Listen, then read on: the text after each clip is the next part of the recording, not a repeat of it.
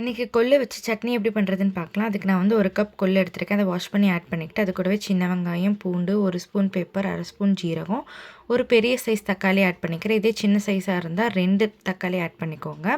இப்போ இது கூடவே வந்து கொள்ளு ரசம் உங்களுக்கு பிடிக்கும் அப்படின்னா கொஞ்சம் தண்ணி எக்ஸ்ட்ராவே வச்சு வேக வச்சுக்கலாம். ஏன்னா அப்புறம் இந்த தண்ணியை வந்து தனியாக எடுத்து வச்சு ரசம் வச்சுக்கலாம். இப்போ நான் இதை வந்துட்டு ஒரு 6 விசில் கிட்ட விட்டு எடுத்துக்கிறேன். இப்போ விசில் அடங்கினதுக்கப்புறமா இந்த தண்ணியை வந்து தனியாக ஃபில்டர் பண்ணி எடுத்துக்கிறேன் ரசம் வைக்கிறதுக்காக.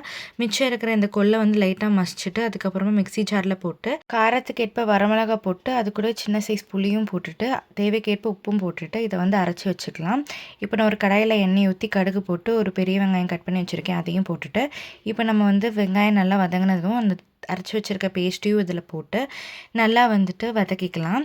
இப்போ வந்துட்டு இதை நம்ம சாப்பாடு கூட வச்சு சாப்பிட்றதா இருந்தால் இது கூட கொஞ்சம் தண்ணியும் போட்டுக்கலாம். ஒருவேளை தோசைக்காக இது பண்ணுறீங்கன்னா தண்ணி ஆட் பண்ண வேணாம், அப்படியே கெட்டியாகவே வச்சுக்கோங்க.